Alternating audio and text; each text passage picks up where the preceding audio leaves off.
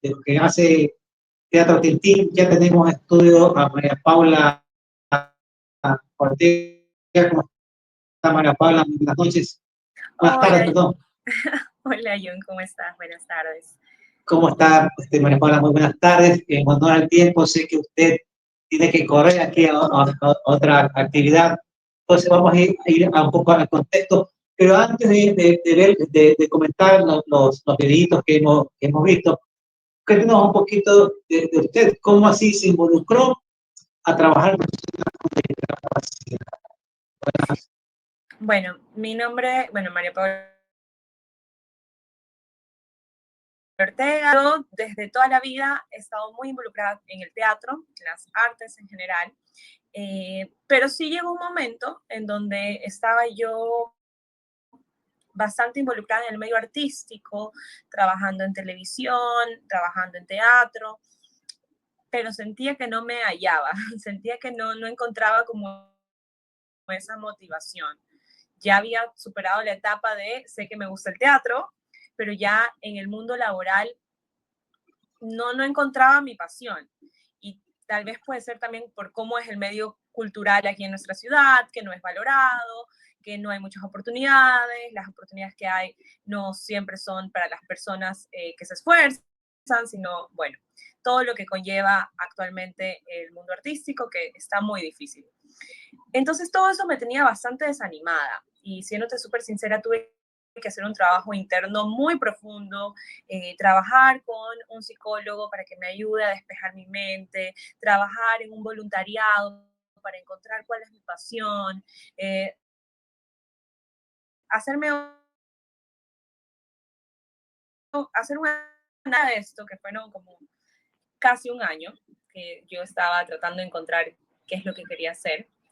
Me llegó la oportunidad de trabajar como docente para un grupo que se llama Down Guayaquil. Y yo al inicio, yo ya había trabajado con adultos con discapacidad, sobre todo mujeres. Había tenido mi primera experiencia laboral dando clases para adultos con discapacidad. Y entonces dije, bueno, vamos a intentarlo nuevamente.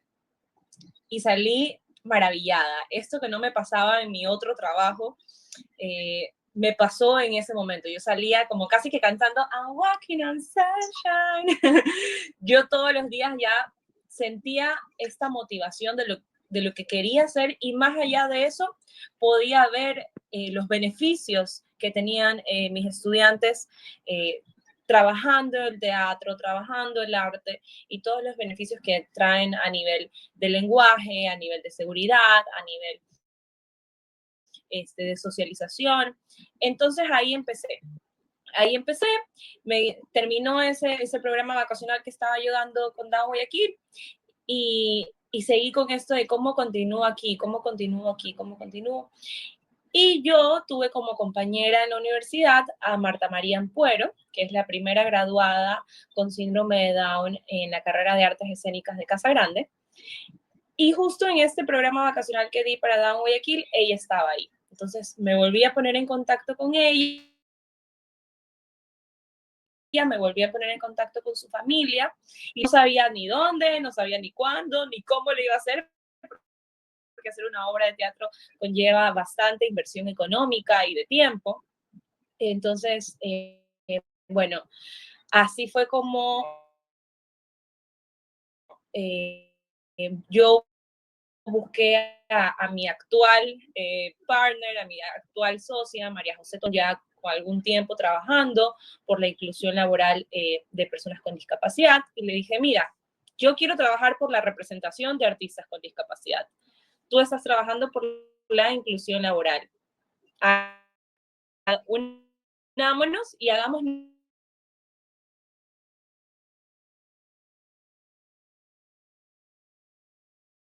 nuevas plazas de trabajo para personas con discapacidad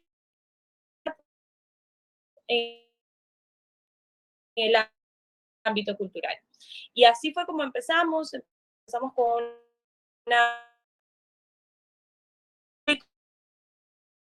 lo recibió súper bien.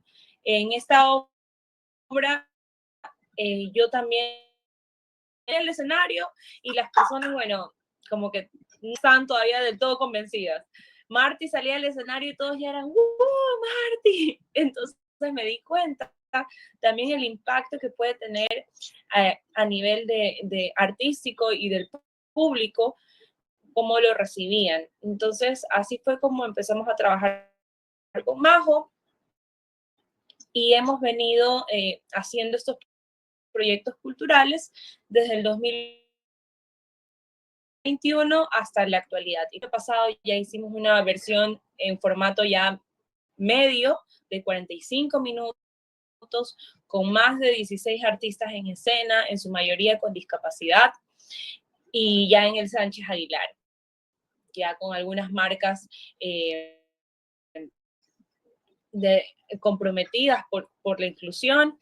Y así hemos ido escalando. Este año también hicimos un evento por el Día Mundial del Síndrome de Down en el Multicines del Village y en el Cinema Malecón. Presentamos un cortometraje protagonizado por un artista con síndrome de Down. Y ahora... María Paula,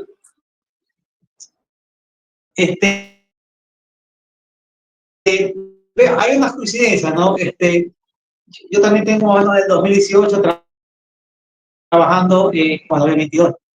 Y no sé si le pasa a usted, pero me pasa a mí. O sea, el tema de conseguir auspiciantes es bastante difícil, a veces uno se toca las puertas, no la dan. Sin embargo, la parte, como usted dice, de terapia, que usted de repente también se beneficia al trabajar con las personas con discapacidad, a mí también me ha ayudado justamente ver que hay personas a mí, mi discapacidad es visual, yo tengo baja visión, pero sin embargo hay personas justamente que no ven, todos tenemos problemas. Entonces, usted también ha servido como terapia, trabajar con las personas con discapacidad. Claro que sí, es lo que te digo yo, antes arte con la inclusión, realmente me sentía perdida, sentía que iba a trabajar todos los días, pero sin una real motivación, ¿no? Sin algo que me mueva internamente. Ahora estoy en miles, porque no solo estoy haciendo los proyectos culturales, también doy talleres de teatro, de yoga y expresión corporal y de fotografía para adultos con discapacidad. También doy clases de teatro para niños con y sin discapacidad. Entonces siento que estoy en miles, pero al mismo tiempo no me siento cansada, no me siento abrumada, sino más bien siempre estoy como pensando qué más se puede hacer, qué más se puede hacer. Ok, vamos a invitar artistas que vengan.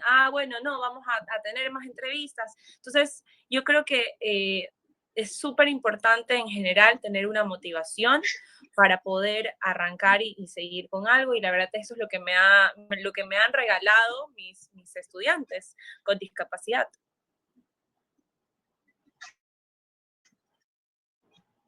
Así es. Pues ahora ya entrando un poquito en contexto en base a los videos que hemos visto, ¿qué técnicas aplican más con las personas con discapacidad? ¿Qué se les hace más fácil a ellos aprender? ¿Qué se les hace más difícil? Bueno, en general yo mi nicho son personas con discapacidad intelectual. Entonces, dentro de este nicho hay algunas dificultades que se repiten, pero nunca van a ser las mismas. Siempre yo estoy como una metodología o algo que siempre intento mantener es el no encasillar a una persona por su condición o por su discapacidad. Sí intento informarme, y esto es algo que hago previamente, sobre todo con los niños, tener una reunión con los padres, que me comenten, que me digan sobre su diagnóstico, sobre lo que están trabajando, con qué terapistas están trabajando, cuáles son los objetivos en general, porque el arte, si bien es cierto, no es terapéutico, pero si está alineado a un objetivo terapéutico que lo establecen pues, los profesionales que trabajan con mis estudiantes, pues entonces ahí sí pueden tener muchos beneficios que lo van a ayudar a su desarrollo integral. Entonces, por ahí primero con los niños parto desde esa metodología, informarme, investigarme, pero siempre dejarme como impactar o ser súper receptiva con las cosas que veo. Definitivamente a veces me siento como un gato, como muy alerta con las cosas que pueden pasar porque todo, cualquier gesto, cualquier acción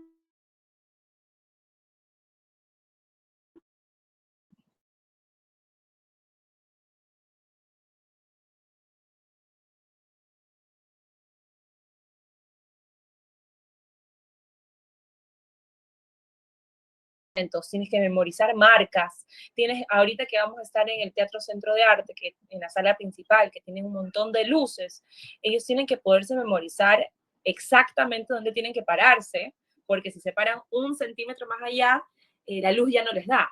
Entonces, si la luz ya no les da, no se va a ver el efecto que se necesita. Entonces, algo que se trabaja muchísimo es la memorización, y yo intento hacerlo no desde tenemos que aprendernos sí porque sí, sino desde juegos, desde canciones. Me he dado cuenta que, sobre todo en las personas con autismo, el ser musical o sonoro puede ayudarlos un montón a memorizarlo. Entonces, por ejemplo, yo digo, mi pie se mueve para acá, mi pie se mueve para acá. Ahora le pongo un movimiento y lo repito y lo repito y lo repito y de repente ya está en su mente y no hay quien se lo saque.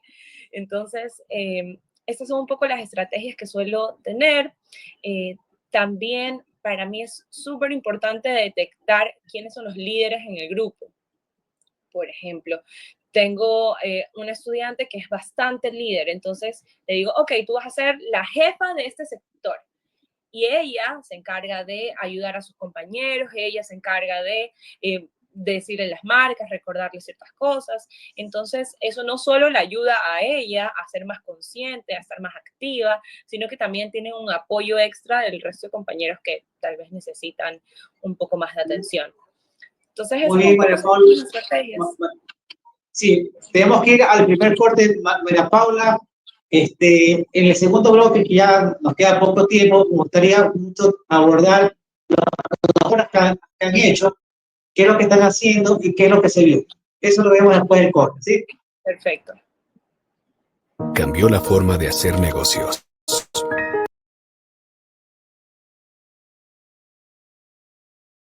Cambió la forma de hacer negocios. Cambió la forma de aprender, la forma de cuidarnos. Cambiaron las oficinas y las salas de reuniones. Y aunque los cambios siempre son un desafío, el éxito está en contar con el aliado correcto. En utilizar la tecnología de hoy para ser la empresa que quieres ser mañana. El momento es ahora. Telconet Latam.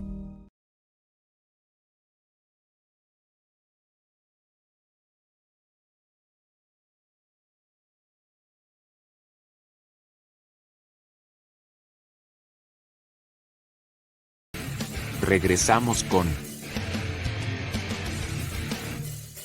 Inclusión Total.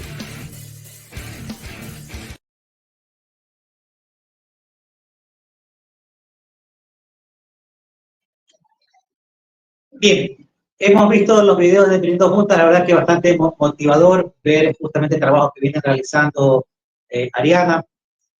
Pero antes de entrar en contexto con todo este video bastante motivacionales de trabajo que viene realizando, quiero que nos cuente un poquito la audiencia quién es Ariana Burgos. Bueno, primero trabajo que nosotros hemos venido realizando. Y la verdad es que me inspira, cada vez que los veo me inspira a seguir trabajando. ¿Quién soy yo? Bueno, pues yo soy abogada, tengo 2 maestrías, una en Derecho de Empresa, la segunda en Administración y Gestión de Empresas.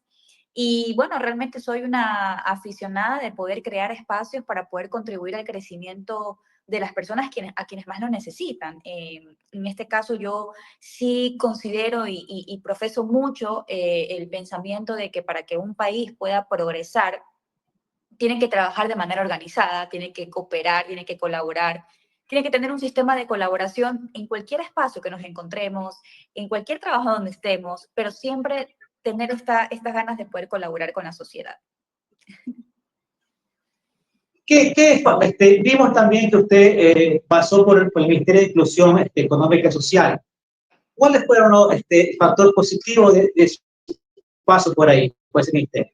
Bueno, en el Ministerio de Inclusión Económica y Social estuve de subsecretaria de Emprendimiento y luego pasé a ser viceministra de Económico.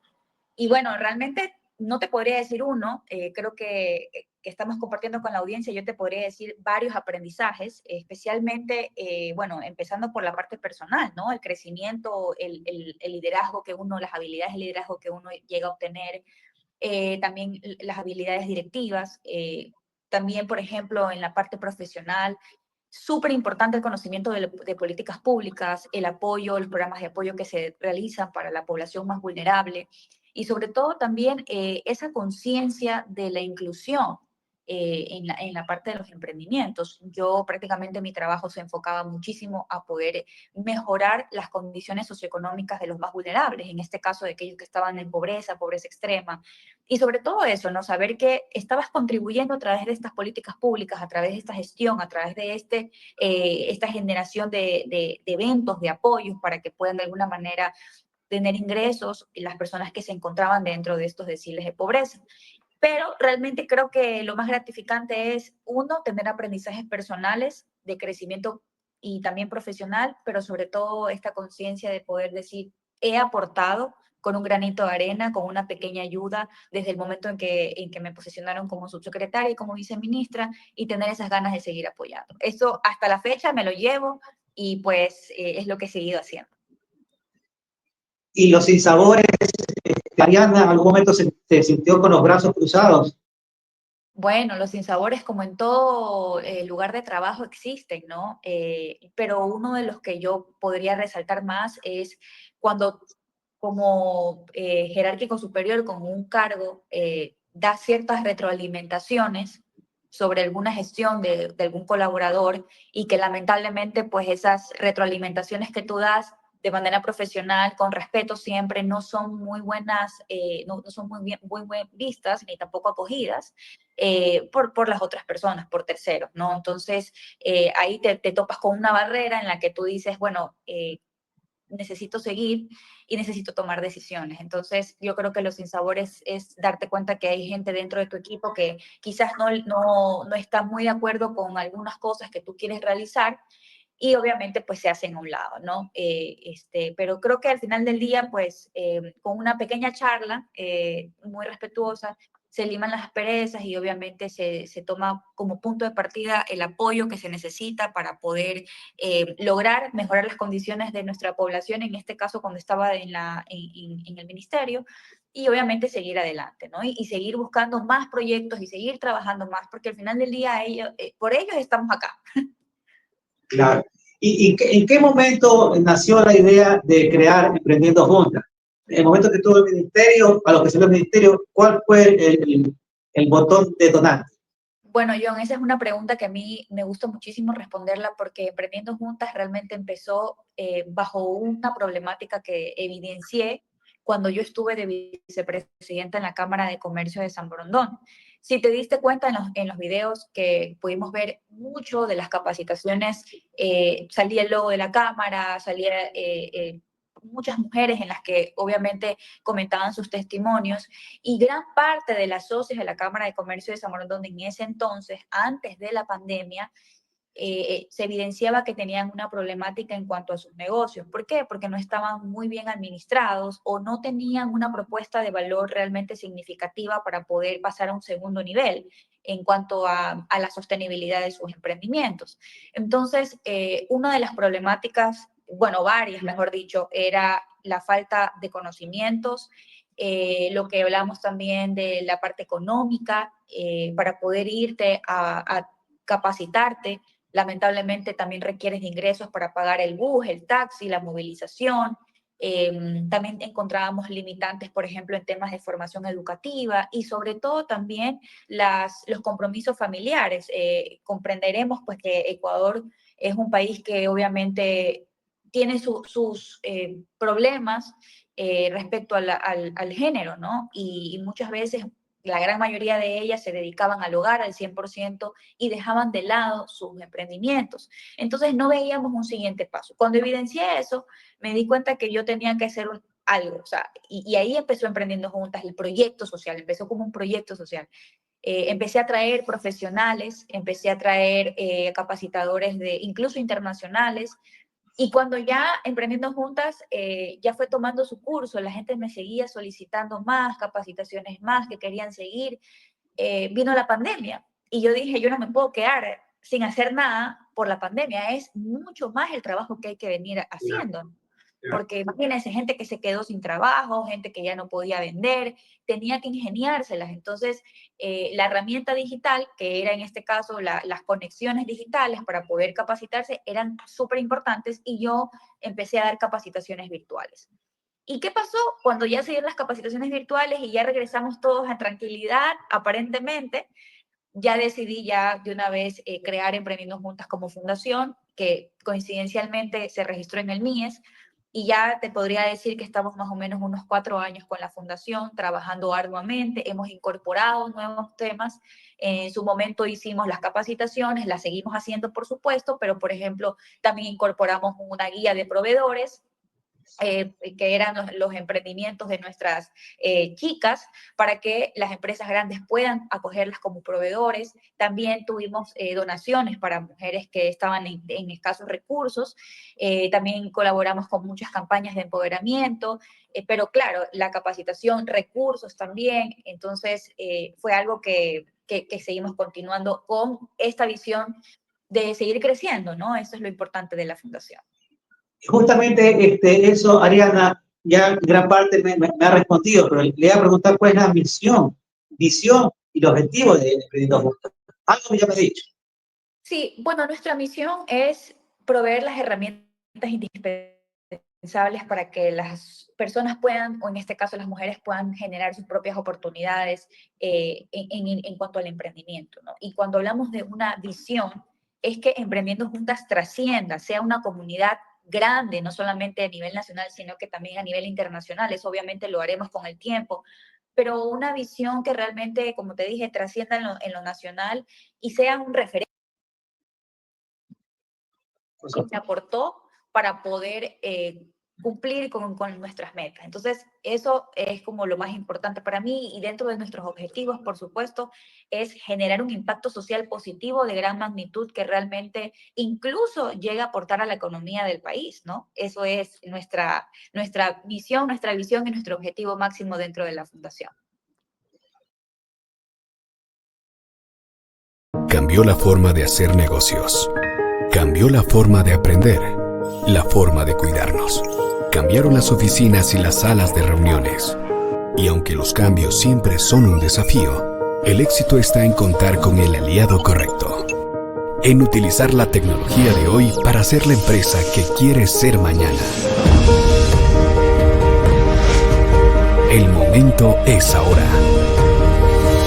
Telconet Latam. Regresamos con Inclusión Total.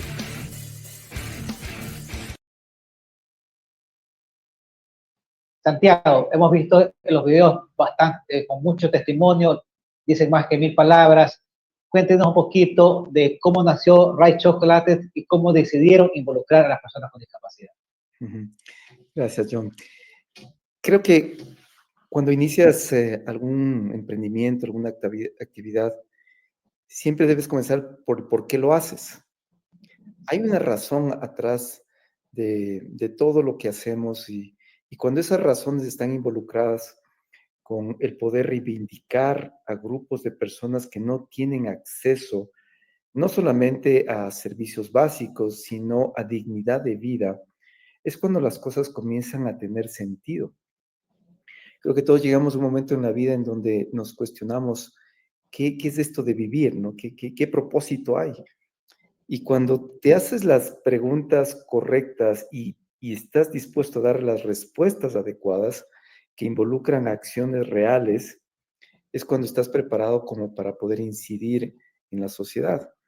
Esto comenzó justamente con un sueño que más que un emprendimiento, un negocio, es un llamado a poder generar cambios en nuestra sociedad. Siempre andamos por ahí con nuestros ideales, nuestros sueños, tratando de decirle a toda nuestra sociedad que es necesario cambiar, es necesario ser más solidarios, pero de verdad yo creo que muy pocos se atreven a hacerlo. Claro.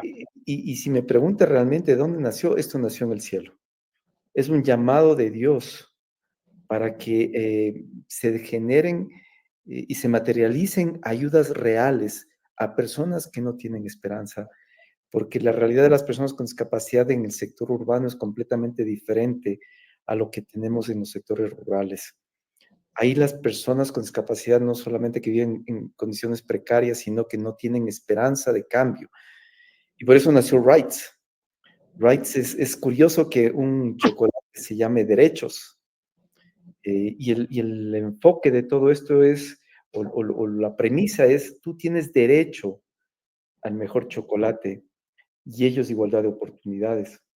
En el mundo entero todos los grupos están clamando por derechos, pero Rights es una reivindicación de los sectores rurales que están clamando porque se estructuren los procesos de distribución de riqueza adecuadamente, que lleguen los recursos a los que cultivan la tierra y que no se queden solamente en las manos del exportador y la marca. Y que estos grupos que son vulnerables, las personas con discapacidad, realmente sean reivindicados sus derechos a través de plataformas de inclusión laboral y de plataformas que puedan generar riqueza, que generan los recursos para poder realmente generar un cambio en las condiciones de vida de estas personas. Santiago, pero ¿cómo lograron compaginar el querer con el poder? En el camino, mientras ustedes quieren hacer algo bueno, usted mencionó un sueño, está el poder, y de repente en ese camino hay cuentas por pagar, hay un sinnúmero de dificultades que atravesar hasta lograr cumplir ese sueño. ¿Cómo lograron ejecutar? Esta es una experiencia única y permíteme, voy a hablar de términos a lo mejor un poco diferentes, porque uno puede decir, no, mira, es que nos propusimos y de pronto ahí sacamos recursos y ahorros de toda una vida y lo hicimos. No fue así. Uh-huh. Simplemente nos propusimos y comenzamos a dar pasos de fe. Cuando tú comienzas a caminar sin tener los recursos que necesitas, pero simplemente estás guiado por un ideal, hay una fuerza extraordinaria que comienzas a activar. Esa fuerza de la fe que activa los cielos. Nosotros tenemos una raíz espiritual fuerte, somos cristianos, y estamos absolutamente convencidos que cuando tú caminas en propósito, en el propósito del cielo, los recursos, las oportunidades te llegan. No tienes que hacer mucho esfuerzo para que se produzcan. Y esas son las experiencias que estamos viviendo en Rights. Son milagros del cielo que nos permiten acceder a recursos, acceder a personas, a contactos, acceder a formulaciones de chocolate, acceder a tecnología. Es decir, todo comienza a producirse. Es una cadena de acontecimientos, de contactos que se activan, simplemente por caminar en propósito, en caminar en fe y apartar tiempo, atención y hacer un plan de trabajo que realmente sea significativo y que incorpore a todos los actores. ¿Cómo, cómo, cómo, Sí. cómo recibieron la noticia o cómo fue que contactaron a estas personas con discapacidad y lograron involucrar, sabiendo que el tema de inclusión laboral todavía es un tema un poquito pendiente aquí en el país con las personas con discapacidad? ¿Cómo lo tomaron con ellos? ¿Cómo lo tomaron ellos? ¿Con incredulidad, sorpresa, felicidad, alegría? ¿Cuál fue la reacción? Bueno, primeramente el llamado se produce cuando lo vives en carne propia. Y yo tengo un sobrino que tiene síndrome de Down. Y tengo mi hermana que la he visto durante muchos años esforzarse al máximo, entregar todos sus recursos por su bien, por su bienestar. Y ver también como una sociedad cerrada, un gobierno que habla mucho de ayudas, pero hace muy poco por estas personas. Y, al mirar todas estas limitaciones comienzas a generar esta causa de ayuda real. Ahí comienzan las cosas, ¿no? Cuando lo vives en carne propia. Este proceso arrancó con él y con la acción de mi hermana, que comenzó desde hace mucho tiempo atrás a generar búsquedas incesantes en todo el territorio ecuatoriano, en Sudamérica e inclusive en el mundo entero, de todas las ayudas técnicas, de toda la tecnología, de todas las posibilidades que podrían existir para beneficiar el crecimiento armónico de mi sobrino. Producto de ello, ella se llama Ana Lucía Arellano. No solamente que fue presidente de las organizaciones de discapacidad aquí en el Ecuador, después fue de Latinoamérica y finalmente terminó siendo del mundo entero. Hay una organización que se llama la Alianza Internacional para la Discapacidad. Esta organización representa a 1 billón de personas en el mundo. ¿Ya? Y al tener esa jerarquía, pudimos tener acceso a todas las acciones que se generan a nivel ya internacional, Naciones Unidas, en beneficio de las personas con discapacidad. Entonces, ahí hicimos el clic, ¿no es cierto? Y ya teníamos el conocimiento, el acceso, ya teníamos la causa, ya teníamos el sentir personal hasta en la propia familia. Ahí se comenzaron a activar todas estas plataformas de ayuda, obteniendo la mejor tecnología del entorno internacional para implementarlo acá en el Ecuador.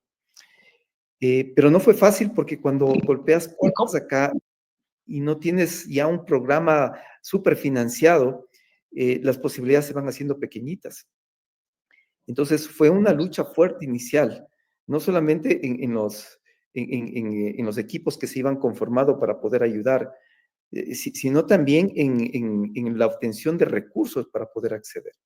Cuando íbamos a las comunidades, cuando recibimos esta dirección de que tenía que ser en cacao. ¿Por qué cacao? Porque aquí en el país se produce uno de los mejores cacaos del mundo. Eso le iba a preguntar, ¿cómo hace chocolate? Justamente por este llamado a trascender en los sectores donde no hay ayuda. Los sectores rurales son los que están más apartados y sin la posibilidad de tener estas ayudas de ninguna fuente. Entonces, había que hacer algo en el sector rural. Y en el sector rural hay muchos cultivos, pero uno de los cultivos más emblemáticos que tiene el país es justamente el cacao, que, como digo, tiene unos premios internacionales fabulosos. Pero cuando te das una vueltita por ahí, es impresionante ver que al lado del cacao fino de aroma, de estos árboles emblemáticos, milenarios, están personas que están en pobreza, que están en marginación, que a pesar de tener un tesoro en el suelo, siguen en esas condiciones. Entonces, ahí viene el llamado a que sea cacao, a que sea sector rural, y a poder reivindicar a estas personas que lo único que necesitan es una oportunidad. ¿Y cómo así, como le decía, bueno, usted me dice por el tema de la parte rural, cómo haciendo flores, por ejemplo, o sea, ese tipo también de plantaciones? Porque en realidad en el cacao vemos que como son zonas subtropicales, zonas apartadas, zonas que son muy distantes dentro de las provincias, es en donde verificamos que había más necesidad, más ayuda, y en donde hay mejores posibilidades desde nuestra perspectiva de generar una imagen y una marca país, ¿cierto? El Ecuador tiene esta gran posibilidad de tener un membrete, un posicionamiento muy fuerte internacional a través del cacao. Y hay muchos esfuerzos gubernamentales para poder posicionar al Ecuador en este sector, del sector privado inclusive. Pero vimos esta necesidad de posicionar no solamente al cacao, sino todas estas áreas vulnerables, que si se las corrige adecuadamente, puede ser ya una realidad que la imagen del Ecuador tenga tanta relación con el cacao, así como, por ejemplo, Colombia lo tiene con el café. Correcto, así es. Entonces, vimos una gran oportunidad ahí. Debe ser rural, debe ser un producto emblemático, debe ser un producto donde podamos contarle al mundo entero que hay que redefinir el pensamiento, porque muchas veces decimos es que el cultivo, es que la plantación, es que el Ecuador tiene que tener estos elementos de posición o de imagen, pero muchas veces nos olvidamos de las personas que cultivan, de las personas que están ahí trabajando y de aquellas que necesitan más ayuda. Correcto. En el siguiente bloque vamos a hablar un poquito más del tema del cacao, de los tipos de cacao del chocolate que usted vende, si son el 60, 70, 100%, si tienen algún tipo de mezcla de sabores, sin hablar de competencias, si es que le hace a la competencia alguna del mercado. Pero dentro de la parte de la discapacidad, ¿cómo se comportan ellos en el día a día? ¿Son disciplinados? ¿Son simplemente, digamos, están ahí por cumplir una cuota laboral, pero o se hacen su trabajo a cabalidad? Las personas con discapacidad tienen muchas habilidades que son a veces menoscabadas. El reto de este proceso de inclusión laboral es poder afinar justamente las capacidades versus las necesidades que existen en el campo. Tú conoces que hay cantidad de perfiles de discapacidad. Discapacidad intelectual, física, auditiva, visual, etcétera, ¿no? Sí. Entonces, imagínate, cada una de estas discapacidades tiene, diríamos, limitaciones específicas y capacidades específicas.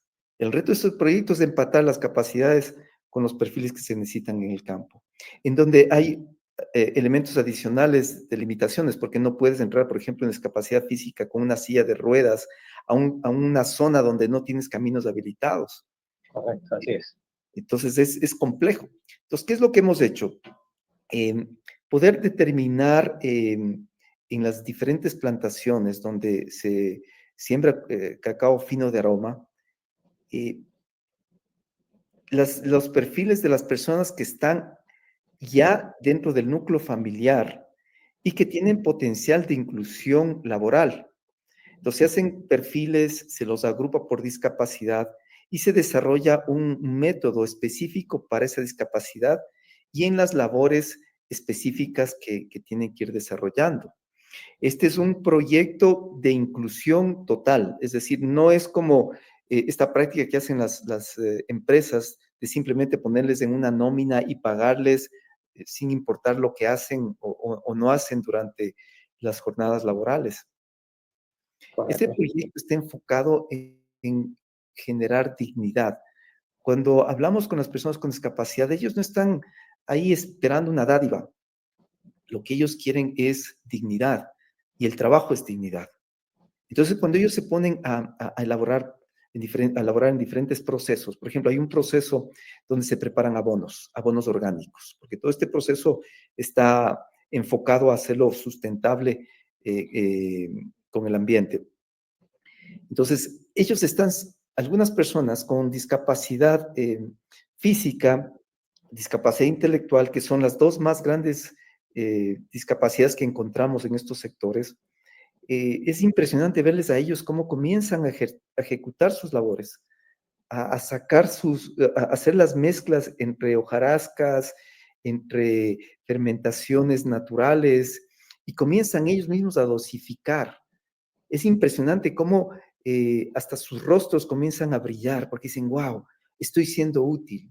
Esto es realmente lo que esperaba, porque mi familia necesita de mí, y al hacer todas estas actividades estoy aportando a mi familia, estoy aportando a la economía, y no solamente que se involucran, sino que les encanta el proceso. De tal forma que no hay que estar insistiéndoles o presionándoles para que hagan cualquier tipo de procedimiento, sino que ellos mismos están dispuestos. Y al tener mucho más enfoque en las actividades, las comienzan a hacer con excelencia, con mucho más cuidado que una persona que podría tener todas sus capacidades completas. Entonces es una maravilla, es realmente mirar cómo de las limitaciones pasamos al desarrollo, a una ejecución realmente de excelencia. Eso es RIGHTS. Nosotros estamos a través de los productos que fabricamos, que son productos, tengo entendido que vamos a hablar un poquito más allá, pero me adelanto. Nuestros productos están ganando los mejores premios nacionales. Aquí hay un concurso anual de chocolate que es el Ecuadorian Chocolate Awards, que se hace una vez al año. Se hace más o menos entre septiembre de cada año. Y RIGHTS está ganando barras de oro. Le está diciendo al mundo que cuando se incluyen personas con discapacidad, se pueden lograr productos de excelencia. Estamos rompiendo un paradigma. Las personas con discapacidad sí pueden trabajar eficientemente, sí pueden inclusive someterse a horarios de trabajo, sí pueden cumplir metas de trabajo, sí pueden cumplir calidad en los procedimientos que se les entrega. No son una carga laboral, son una ayuda idónea, es una ayuda muy fructífera para cualquier empresa, para cualquier emprendimiento que los incluya laboralmente. Por supuesto, hay que tener elementos de desarrollo, áreas bien establecidas para que todas sus habilidades sean desarrolladas. Tiene que haber un cambio cultural dentro de la familia inclusive, porque a veces la familia piensa, no le des esa tarea que va a ser muy difícil para él, o no lo va a poder sostener, o no va a ser constante. Cuando nos sacamos de esos paradigmas, decimos, no, sí va a poder, sí puede desarrollar esta tarea, si es que se le capacita y se le entrena bien, va a poder mantener no solamente la calidad, sino el tiempo que se necesita para ejecutar. Vemos que los resultados son extraordinarios. Cuando confiamos en ellos, ellos nos devuelven excelencia de trabajo.